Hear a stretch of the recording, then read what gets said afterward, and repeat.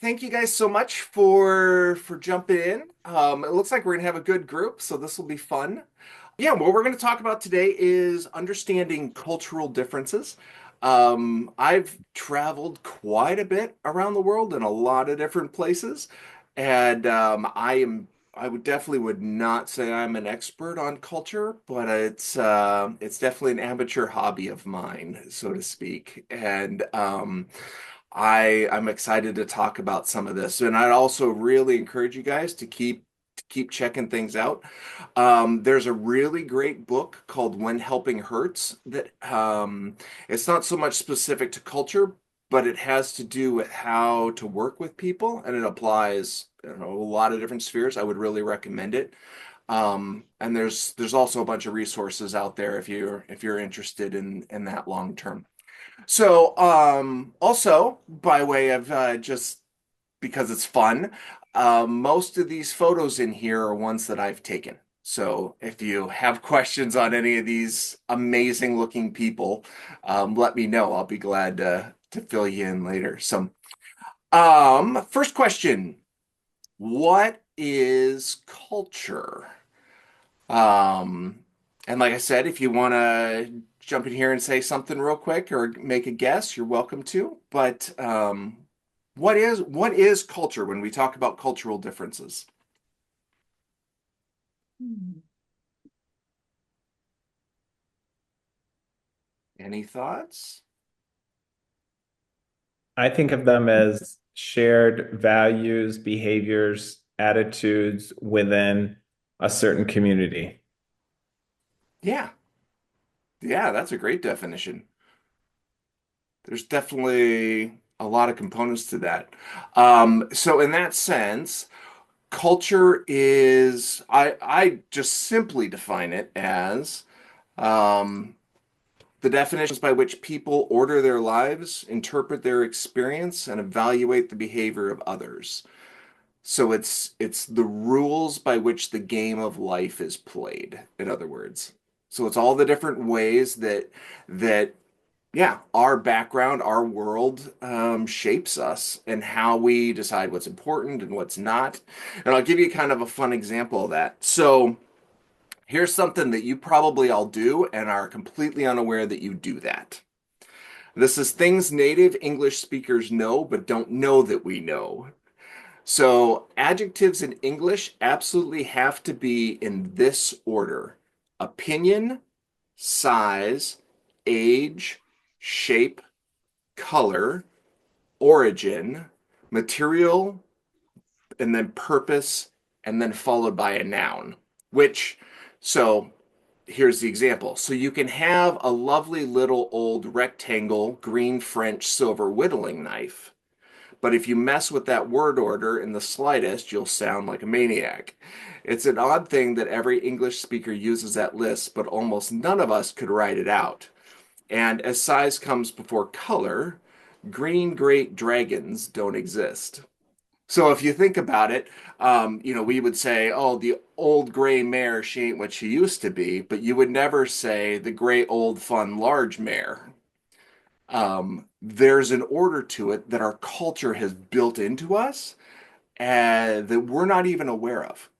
And so if you think about, that's just a tiny example of our language, but every culture, every people around the world grow up with layer upon layer upon layer of those little tiny instances. Um, and so in that sense, there's four layers to every culture, basically. And the most basic, the biggest outside one is the behaviors. And so those are like the visible actions and customs and routines that people engage in. They're the outward expressions of those deeper values and beliefs. So, the way we greet each other, our communication patterns, our understanding of punctuality and time, our decision-making approaches. So that's our behaviors. And then undergirding that are our values, right? So they're the deeply held priorities that we hold that kind of determine what is right and good and desirable, what's appropriate, what's not. They shape what we strive for, and they define our, our basically what we value as success or as morality. So, um, well, I'll get into that in a sec. So, and then we have the next layer, which is our beliefs. And our beliefs are the convictions or accepted truths that we hold based on our worldview. Um, they help make sense of our experiences. They ground us and root us in what we do. And then ultimately, at our very core, we have a worldview. And so that's the deepest layer of our culture, and it represents the fundamental way we understand the world and our place in it. It answers our big questions: what's our identity? What should we hold to? It's what defines the way we interpret everything that happens in the world. So now, when you're dealing with a culture, or one that's different than yours, you can typically figure out behaviors within a day or so. So and so showed up 20 minutes late and didn't even seem to think they needed to apologize. You can see those behavioral differences. But really, I mean, it takes rubbing shoulders with somebody for a very long time, up to 3 months, before you even begin to understand what they're valuing beyond the behavior. Beliefs can take 2 years plus living in a culture to begin to really understand, and worldview, 4 years to maybe never to really get it. Um, and so, in that sense, really mostly what you're going to be working with when you're working with other cultures is the behaviors. But just be aware that there's all these different layers. And so here's kind of another fun example of that. The behaviors are just the stuff like with an iceberg that are on the surface, right? They're explicitly learned, they're consciously aware of, they're easily changed, objective knowledge. They're the see, hear, touch kind of stuff that you have. But then underneath, you have the beliefs and the values and the thought patterns and the myths, right? So, and we all have them, but so do all the people that we're working with, right? So, in that sense, these layers are very different depending on a culture. So let's talk about an American culture, right? And we'll get into cold climate and warm climate. That's kind of the very broad bucket that I'm painting with here. But the U.S. worldview, probably your worldview, is that humans are individual creations with intrinsic value. Now, I don't care if you're an atheist or not. That's not the point. But we have this sort of Puritan um, background culture going on with us. And so whether we believe in God or not, we've been handed this worldview that we are each individual creations that truly matter and that we have value, right?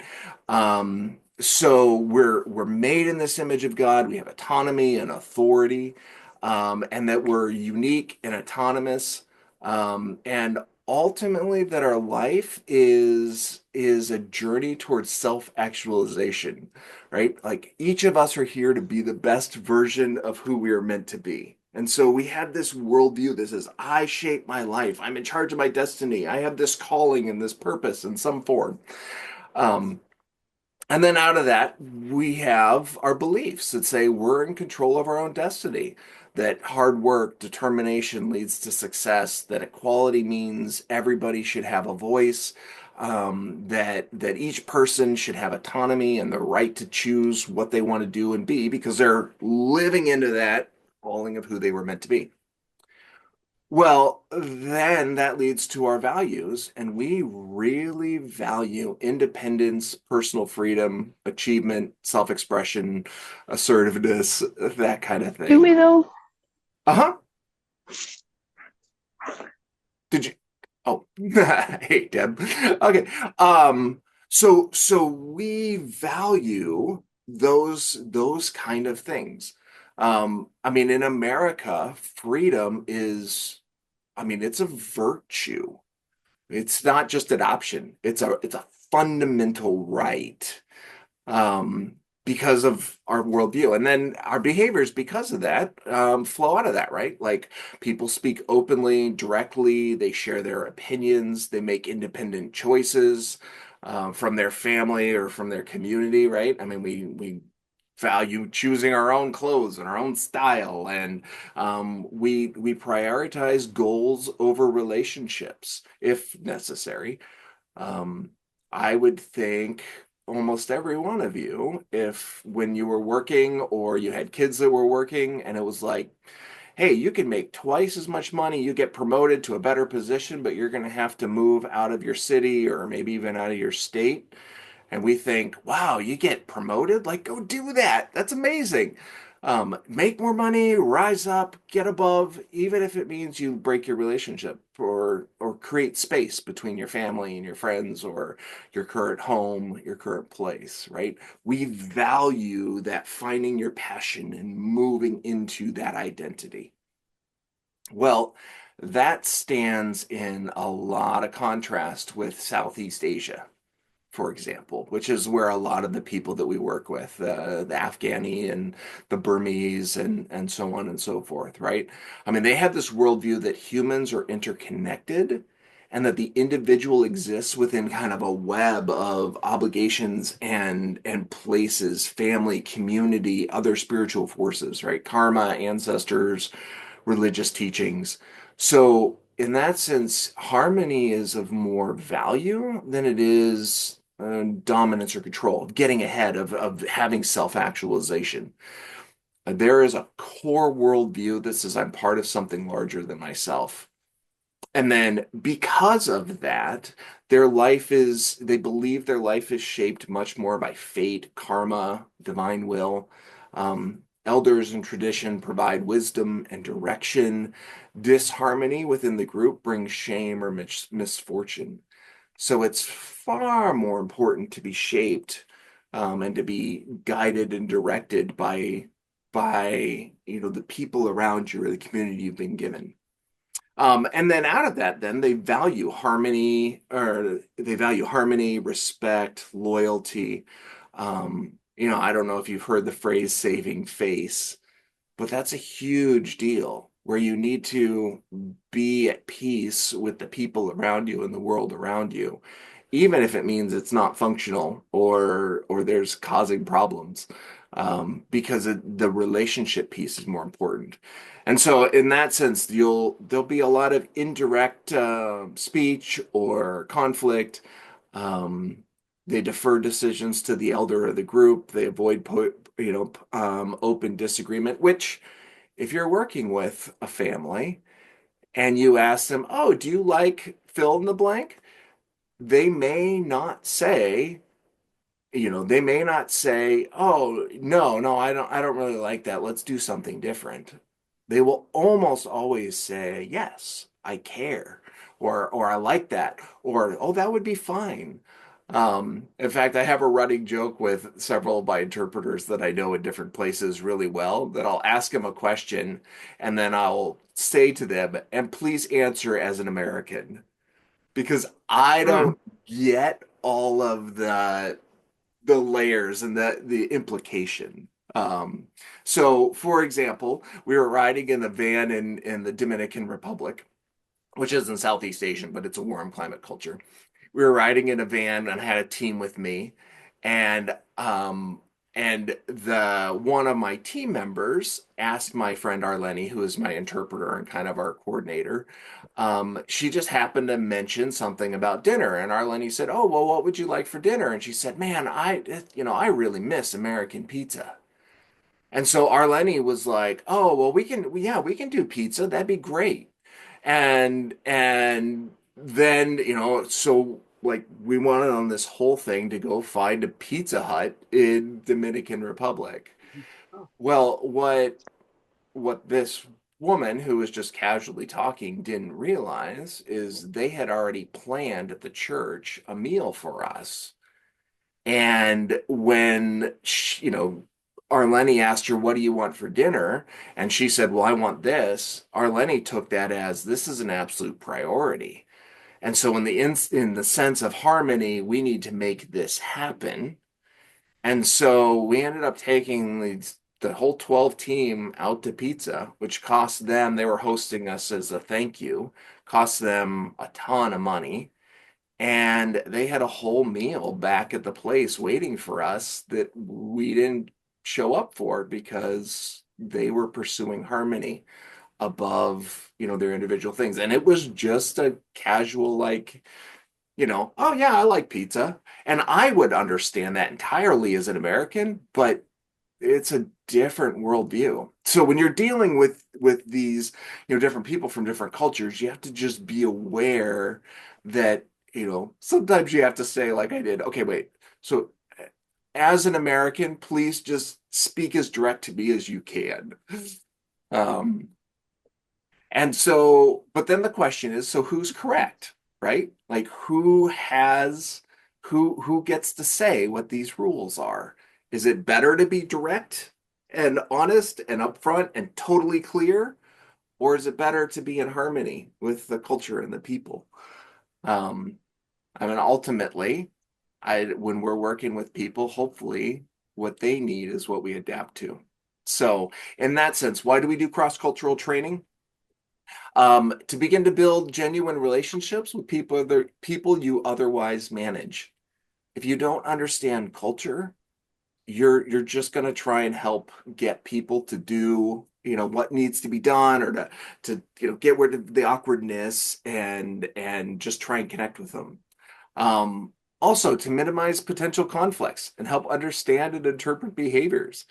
We had a great story at one of the other times I did this training where some people were talking about how they had thrown a party or a thank you for this person that they've been working with, and they showed up late and they brought somebody else, and it was a bunch of women who had done this, and it was this single guy, and he was just kind of awkward and didn't really want to engage, and they were like, oh, you don't understand, like he was so rude, he showed up so late. And it's like, well, and we'll get into that in a sec, but that's part of the cultural norm. And he brought somebody because, of course, you bring somebody else with you. And he's a man interacting with women. So there's certain rules and expectations with that. He was being incredibly appropriate and very responsible and respectful, but they had this cultural difference and just didn't know. Um, and so, in that sense, part of the reason we do training is to share love and care in ways that are easier to accept and understand. Um, and then also to maximize your team's effectiveness and prevent discouragement. This woman or this team was talking about how this had been really discouraging and kind of disheartening. Like, we spent all this time and effort and energy for these people, and they hardly seemed to really understand or care or receive it, and so they were feeling discouraged. It was like, no, no, no, this actually was a connection, you just weren't aware of it. And so then ultimately the other piece of this is you get to learn about yourself and your culture.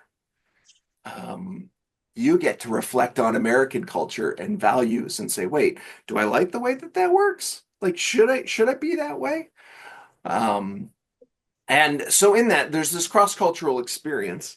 And the reality is that we're going to come across differences. There's going to be tensions and difficulties, and that will lead to frustration, confusion, tension, embarrassment, insecurity, etc. Right? Like it'll feel awkward at different times, or we'll feel frustrated, or we'll feel disappointed.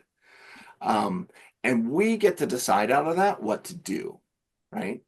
So our response can be, I'm going to observe, listen, and inquire. And then that leads to an understanding of connection, understanding, growth, right? So I'm frustrated by this situation. What is it that's going on? I was doing with a work crew down in India, and we had all these things that were lined up. We had this schedule. People all, were supposed to show up at 8:30 a.m. We were going to work all day. Well, they kind of rolled in about 10, and then they made coffee and tea, and then we sat around and we talked. And my whole team that night was saying, well, we wasted so much time. Like we spent all this money to get here. We're only here for 10 days. Like we have all these things that we want to accomplish, and they kind of roll up late, and then we spend 2 hours talking and just sort of sitting around like, what's going on? And that's the appropriate way to come to it is what's going on? And really, in that sense, and we'll talk about this in a sec, but they had a different value that they were operating out of. And so by being curious, we could understand that they were seeking connection and we could grow and reevaluate ourselves because the alternative is you rationalize, you criticize, you withdraw. Those people, like, I don't, they just don't care about time, they don't care about me, like they're wasting my effort. They're lazy, they're, you get this negative voice which then leads to alienation, isolation, or a sense of superiority. If you ever find yourself saying in your head, like, I can't believe they do that, that's so wrong, um, you need to reevaluate this. So I'm going to give you a very overly basic world orientation. Um, and there's a ton of nuances in all of this. And always remember that each individual person is different, right? So just like each one of you, like I could point broadly with a cold climate culture, but every one of you are going to have a different sense of time, even in your own family, right? Like my family literally takes bets at family events what time my sister is going to show up. Like so we'll be like, do you think she's gonna be 15 minutes late, 30 minutes late, 40? And we kind of do this like over under thing because she's always late. Um, so, but just be aware there's this wide variety of individualness to it, but painting with a broad brush. Cold climate people, we require planning. Well, in a cold climate, right? It requires planning, preparation, and self-sufficiency for survival. We prioritize task completion and punctuality. We encourage structured time management and efficiency, right? If if you're going to plant crops in a cold climate culture, you do it when you can do it. You take care of them and you harvest them. Like the time is incredibly important, which means we relied on low context, direct communication, and really want to avoid confusion. Like we're very focused on time, efficiency, direct communication, getting what's done, what needs to be done.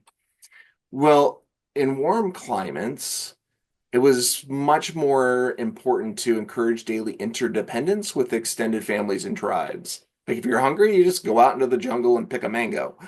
But your relationships, your tribe is what's more important, which meant that you emphasize social harmony and face-saving practices. You're more focused on flexible event-oriented time management. And it relies on much more of that high context, nuance, relation-based communication. Um, and this all makes sense if you follow it, right? Like so in a warm climate culture, you have warm, predictable climate year round. So therefore, your reliable food and water sources make surviving less dependent on planning. Which means that then there's this interdependence within extended families and communities is more essential. And ultimately, your resulting priorities or relationships are valued over time, tasks, honor, loyalty, and respect are essential cultural pillars. Um, and whereas on the flip side, right, cold climate, we have harsh seasonal climates with long, cold winters. Survival requires planning, storage, individual initiative. You go out and you work hard, which means we have developed structured, stable, scheduled routines. And we have, our priorities are task completion and time management. I have a little funny story about this. I was working with some people in Honduras in this village over a number of years, and one of the things that they wanted to do was to build like these little gardens, these raised garden beds.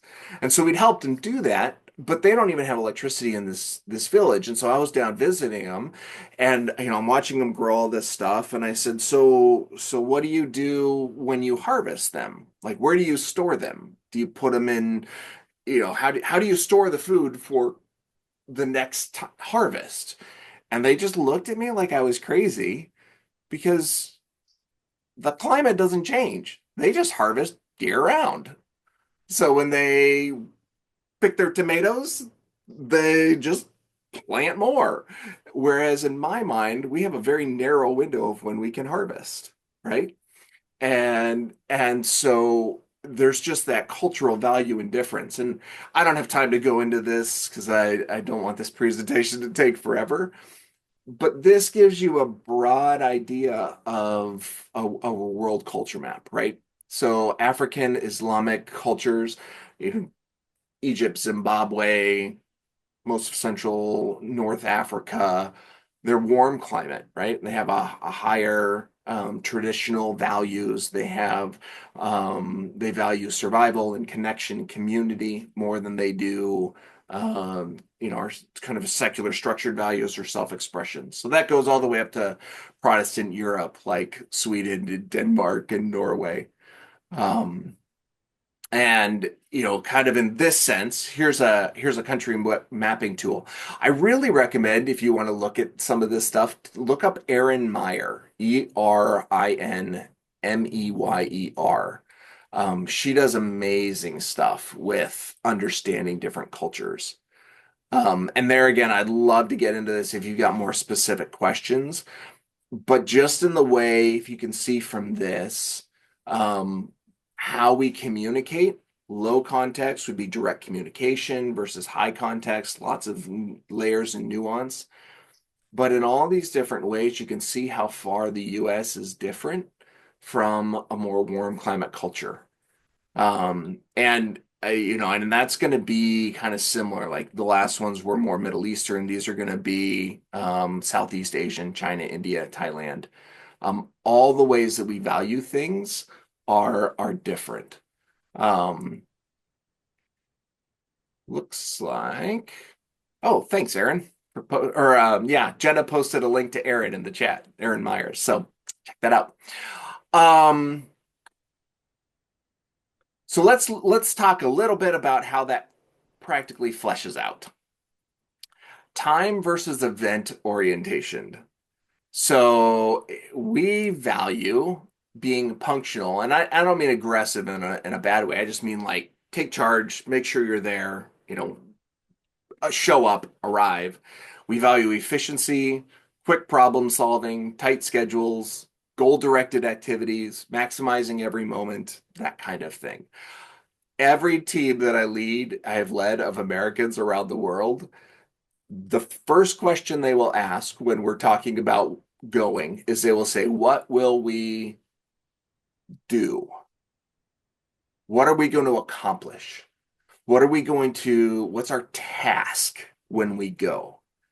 Um, Whereas with a warm climate culture, they are not stressed on time. They take a long consideration before taking action. They're spontaneous, not tied to precise schedules. They're random activities, relationship over goals. When we show up, they are not thinking, what are we going to accomplish? They're thinking, how are we going to connect by and large? And this will be the same with the people that we're working with here.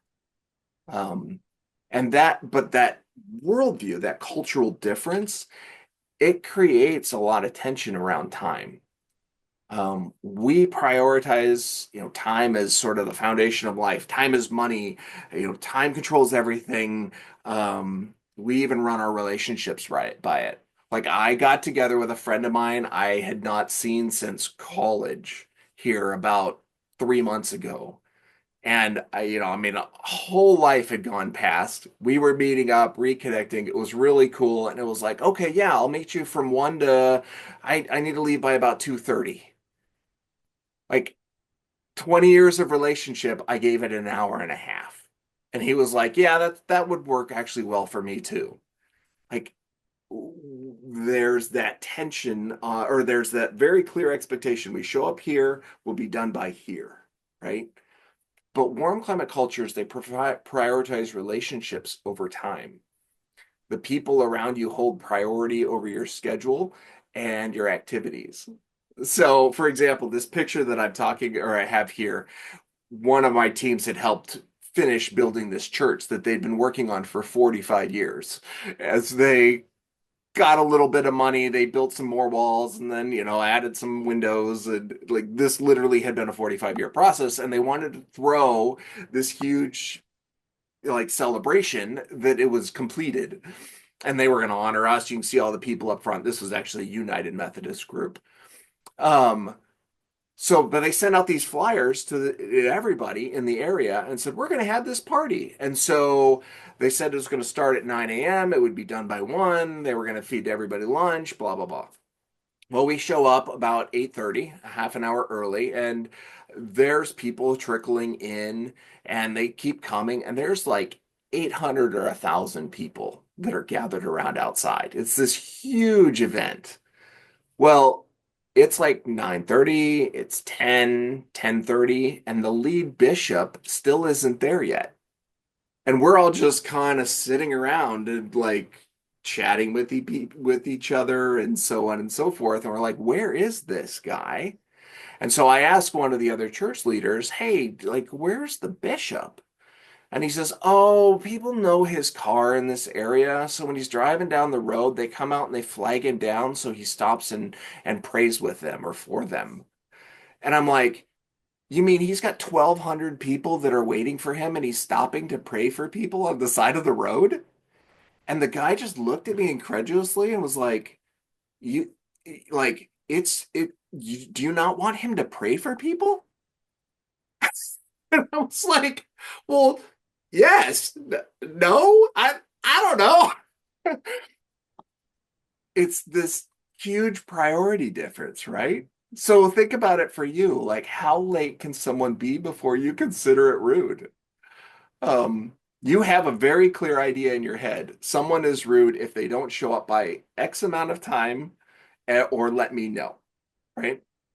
Um, the people you're working with probably have a different value expectation in that.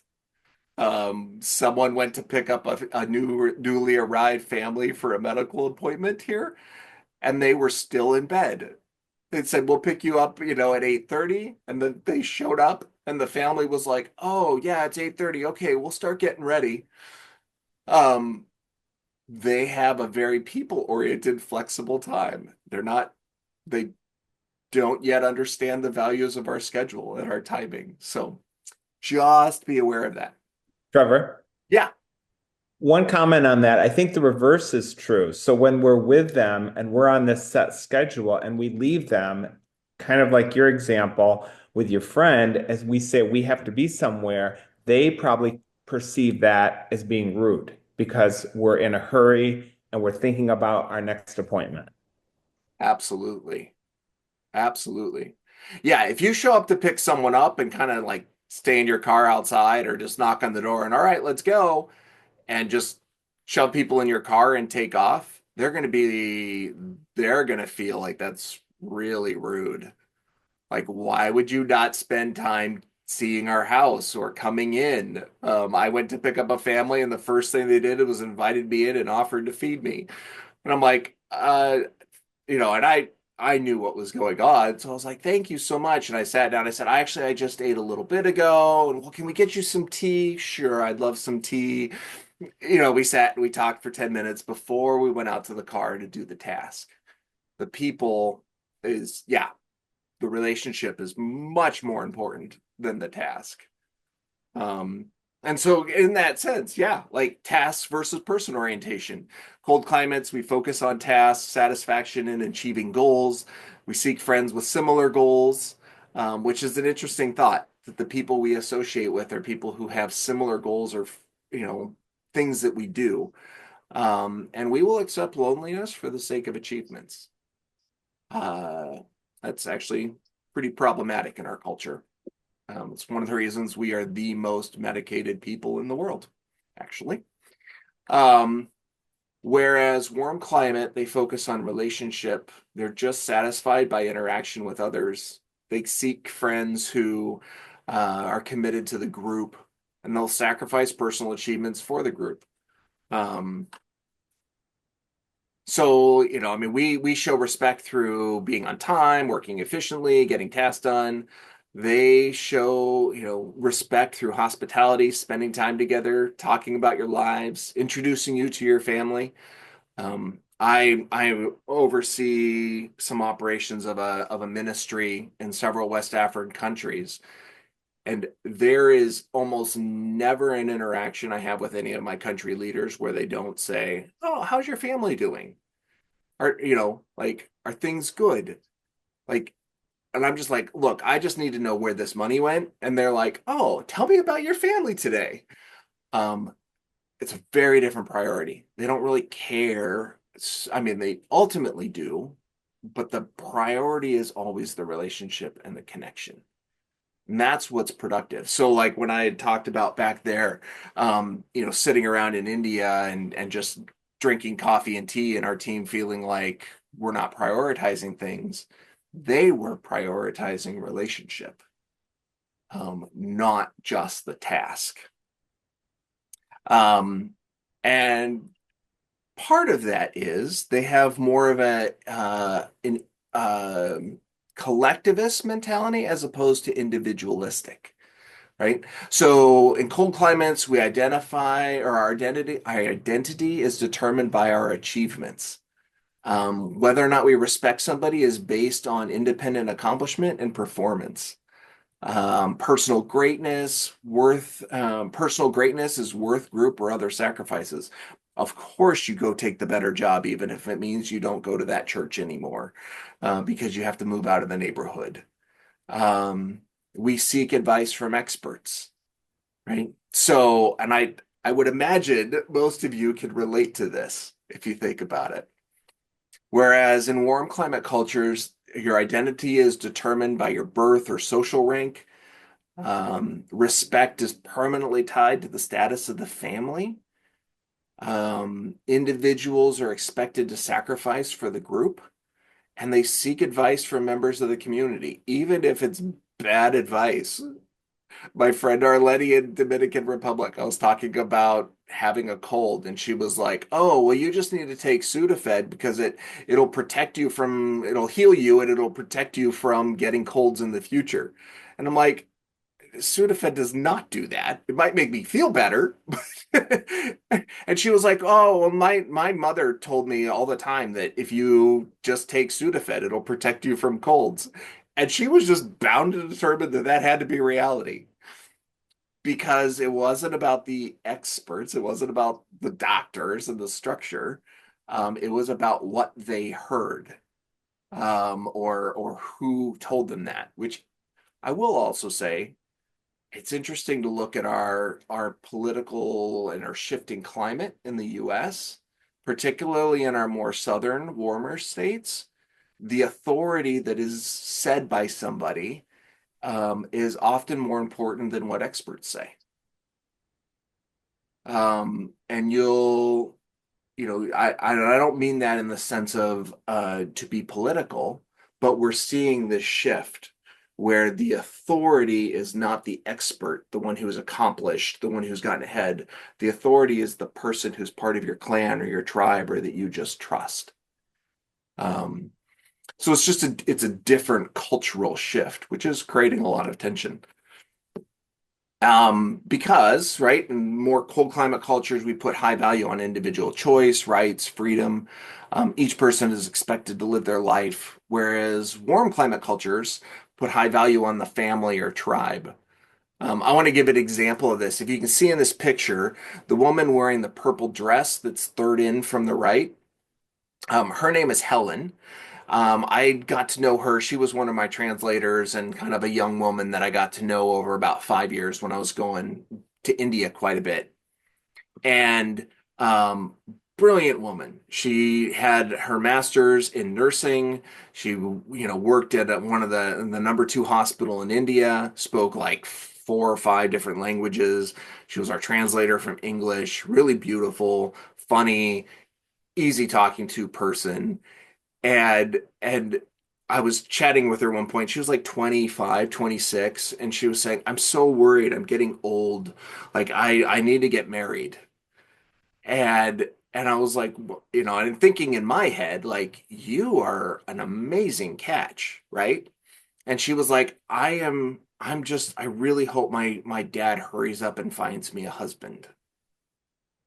And in her worldview, it would be so arrogant and weird and foolish for her to go out and find a husband because the community has this collective wisdom. Like, my dad knows me really well. He's going to be, he's going to have a better perspective and he's going to listen to the family. And so she literally did not have the sense of like, I need to go find a spouse. She was just waiting for her dad to do his job. The family, the culture, the people were more important. And I'm just kind of like, ugh, I don't, you just get on plenty of fish, figure it out. Um, but, but that's a priority difference, right? It's a worldview. Um, and then that sense, there's also a power distance. In cold climate cultures, people feel free to raise their voices against discrimination. They want to talk about things being fair and right and getting their voices heard. Relationships should be as equal as possible. Senior and junior people respect each other equally. And bosses are democratic. Like Chris is on here listening to me right now, right? I would have no problem saying to Chris, hey, this is what I think. This is what we should do. We've had lots of conversations. I don't have a problem saying, well, maybe reevaluate that, or, thanks for that input, but I'm not going to, I'm going to do that a little different, or because we had this idea that each person gets to speak and have autonomy and there's sort of an equal playing field, right? Well, in a lot of warm climate cultures, there's an unequal power distribution. Relationships are stratified. Juniors respect senior people. An authority determines the rightness of a person, right? So um, the order, the structure is more important. Now, an interesting play on this is you as somebody volunteering or working with S.O.R.E, you are by default a person of authority, whether you realize it or not. So when you make a statement or a judgment or ask for something, even if you're just throwing it out as a possibility, they're going to hear that as a statement of authority. And it will be really, really hard for them to just say, no, actually, I'd rather not do that.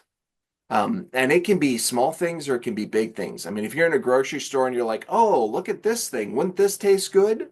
They're going to hear that as you saying, you should choose this. Um, Whereas, you're thinking, oh, it's just a possibility or an option, or I'm just making conversation. So there's this unequal power distribution, and they're going to assume by and large, there again, painting with a very broad brush, but they're going to assume by and large that when you offer a suggestion, you are stating that it should be done and that this is the right thing. Um, be aware of that. Um, and also be aware of that if you're with a family and you ask the kid what they want to do, that's a huge usurping of the father's authority. If you say to a child, oh, hey, what do you want to do for lunch today? That creates a major problem because that undermines the father and it shows, anyway, um, just be aware of that. And that sense, there's tensions oftentimes, right? So, um, cold climate cultures see people as capable of being equal. They encourage input from everybody. Whereas warm climate cultures, they value the tradition, the authority. They regard the elder as wiser. The leader generally has the say. Um, so, all of that to say, cultural humility is the practice of self-reflection and self-critique regarding one's own cultural identity while being open to learning from others' experiences and perspectives. Um, we need to approach with this sense of cultural humility.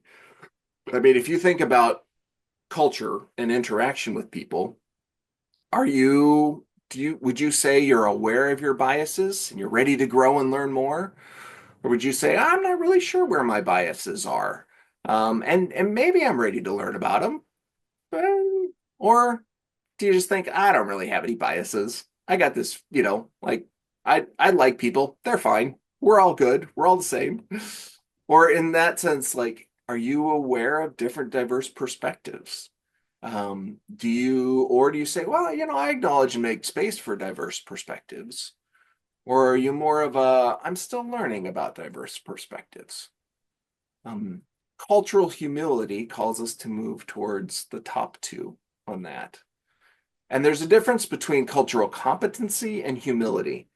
Cultural competency is what we're doing, where you learn about other cultures and their values. Like you're trying to control your personal biases, you're adapting your behavior and communication style.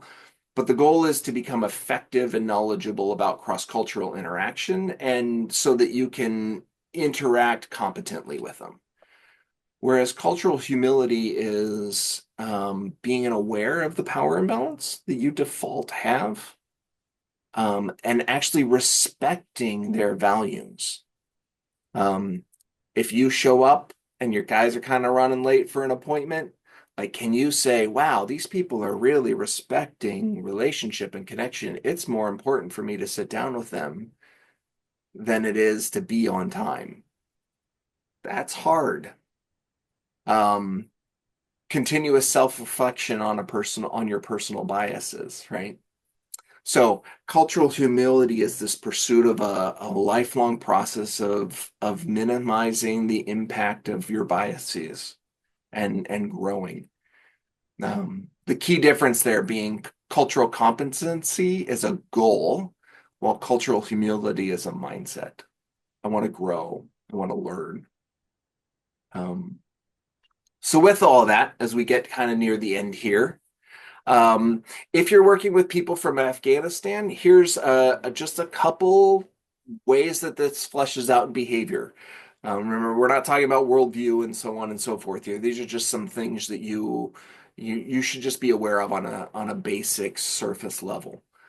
Um, People from Afghanistan are not don't call them Arabs or Middle Eastern. If you look at the little map here, Afghanistan is a South Central Asian country. Um, so they'll be gracious and let you call them whatever you want. But in general, just be aware it's they're not just Arabs. Um, be aware that the eldest male has the most authority and decision-making power. Every decision has to be approved by them.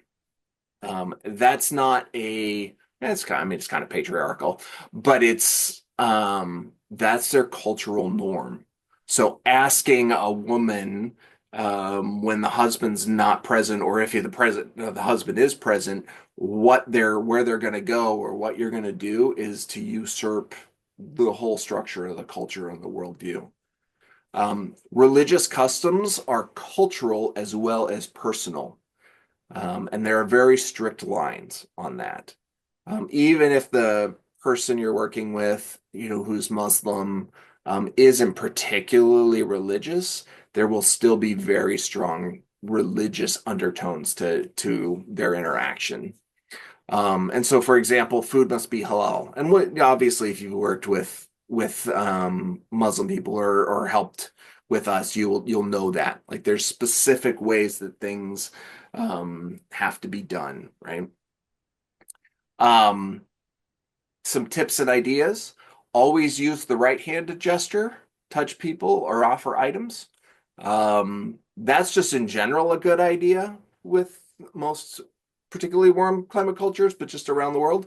That comes from, well, toilet paper is a new invention. So you had an option for cleaning yourself when you were done, and so you use the other option when you're interacting with people. Um, so that has kind of stayed in the background. So just be aware when you're handing something, Use your right hand. Don't use the thumbs up gesture or okay sign. Generally speaking, that's not perceived well. Don't show or expose the bottoms of your feet to other people.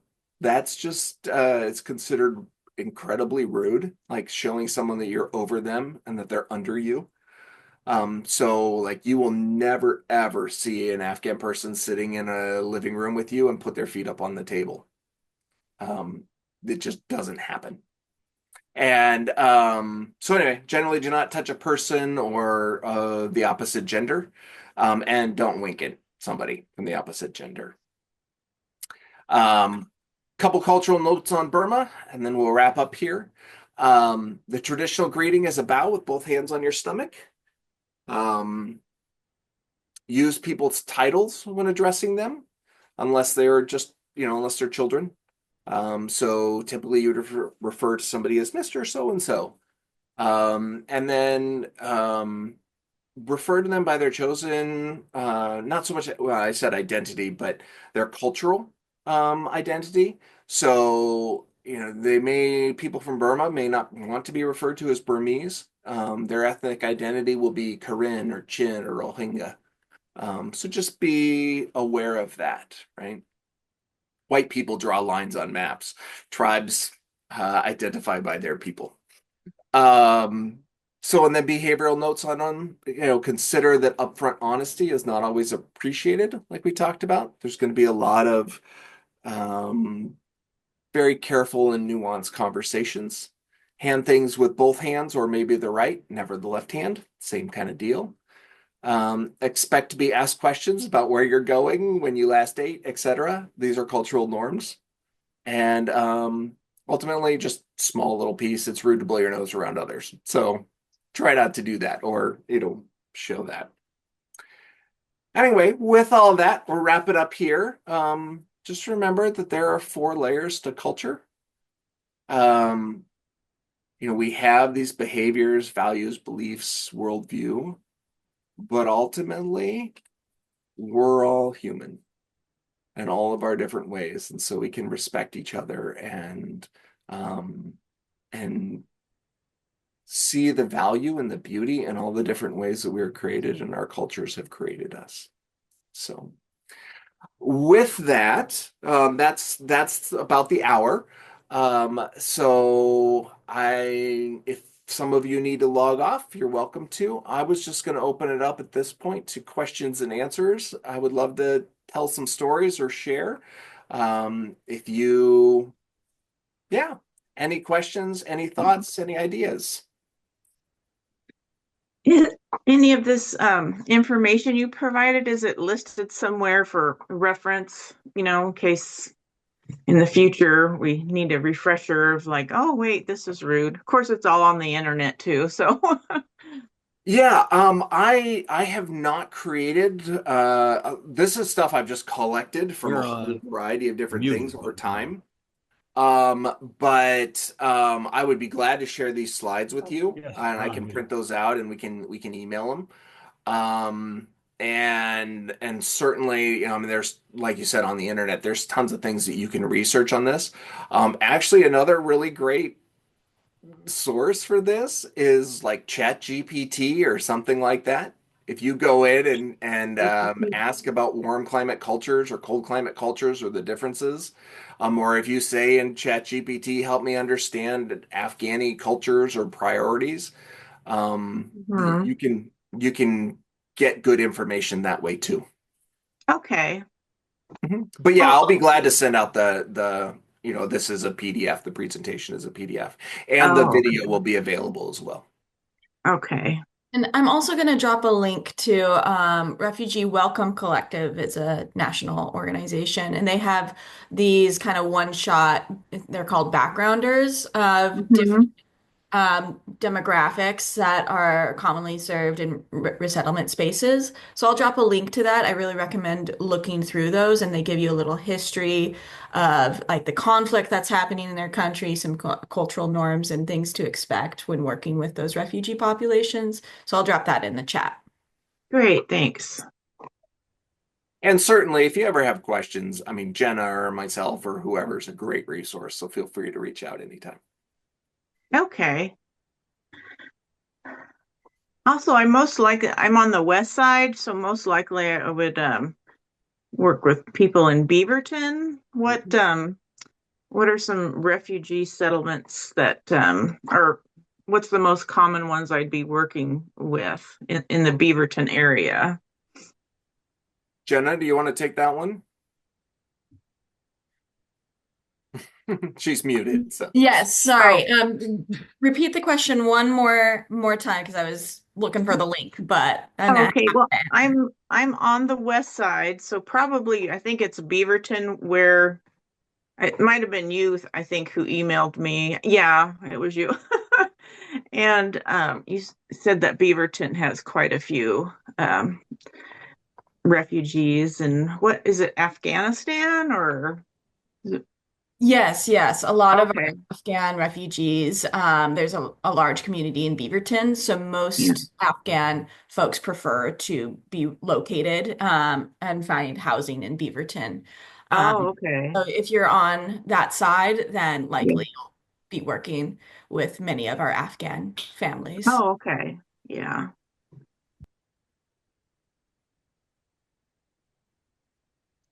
I don't think I have any more questions. Okay.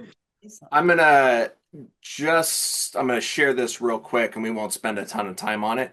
But this was something that I worked on putting together with a couple people. This is a graph of the various refugees that have been resettled in our area through SOAR and since June of last year.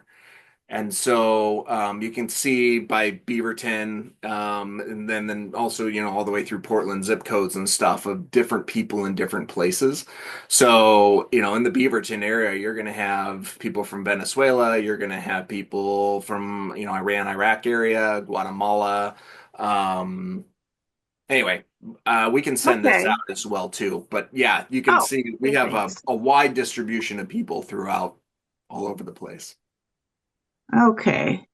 Yeah, that's interesting. Yeah, I've never heard of that, like cold climate cultures versus warm climate. Like, I didn't realize that you know, there would be a difference between the two. But so that's very interesting. Yeah, when I go down to Mexico, it explains a lot, how they are down there they're a lot more laid back and like to, chit chat and all Right. that. So, Yeah, they're yeah. going to care a whole lot more about just hanging out and chatting than accomplishing things. Yeah. Mhm. So am I supposed to just sign out now unless Sure. anybody else has questions? Yeah, Okay. I'll end it when we're done, but yeah, if anybody has any other questions, feel free to ask them. Go for it, Dale. Yeah, just one quick question with respect to the warm climate attitudes regarding punctuality and appointments in particular.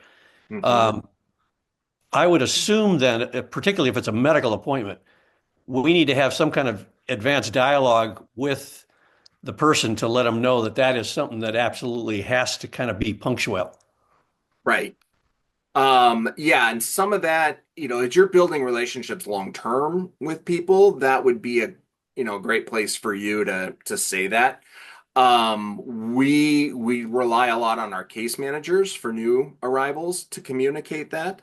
And I would also say plan on them not being ready if you have like if the appointment's at 10 and you say, okay, I'll pick you up at 9:30, get there a little early. Know Yep. that they probably won't be ready, but then that'll allow some of those cultural norms to work their way through so you can leave at 9:30. Yeah, exactly. Have some buffer time already planned in. Hmm. Thank you. Exactly. And usually I do that when I send out volunteer transportation requests. And I will also sometimes consider where the person is coming from. Like, don't want, like Trevor said, everyone is different. You don't want to like blanket, stereotype everyone. But if I do know someone is coming from the Democratic Republic of Congo. I know culturally, it's really hard. Morning appointments are really hard and they might not be ready. So I give, even if it's only 15 minutes away, I might make the pickup time 45 minutes beforehand.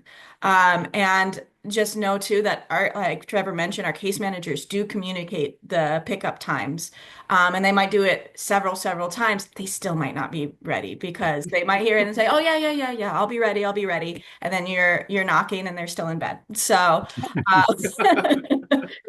so and that's like they're adjusting too. They like this is new experience for them. So they're in their cultural context and it's hard to see like why is everyone making a big deal? Yeah, 10 o'clock. I'll like Mhm. I'll get ready. Thanks, guys. Yeah. A funny story. My wife works with a lot of Latinx people in a medical thing, and she got invited by somebody to a wedding, and the wedding was at 4 o'clock. And she showed up, and she was the first person there, and she got there at just before 4. And then they all hung around, and then she ended up helping decorate and whatever. And the wedding started at like 6.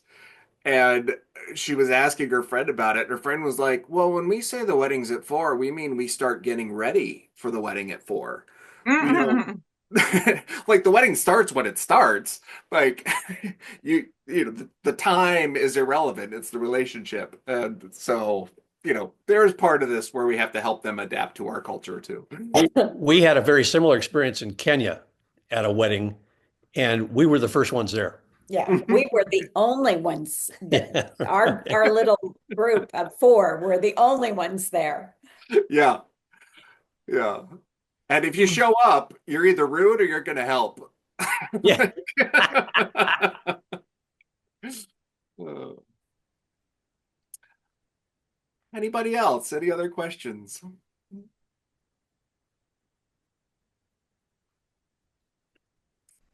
Okay. Well, yeah, anytime something comes up, feel free to reach out. Thank you guys for all you're doing and for helping. I know this is sometimes it's awkward, sometimes it's difficult, sometimes there's these tensions, but I just want to say know that at the heart of this, you are helping people who have really been through some of the worst things, and you're helping them find a new home and a new life. And hopefully some of this cultural stuff kind of helps make that a little easier. But ultimately, the way you guys are serving and helping is beautiful, and I'm very grateful for it. I know it makes a huge difference. And yeah. So any of the awkward little cultural tension stuff aside, I mean, you're helping welcome new neighbors and help people find new lives. So thank you so much. Keep up the good work. Thank you.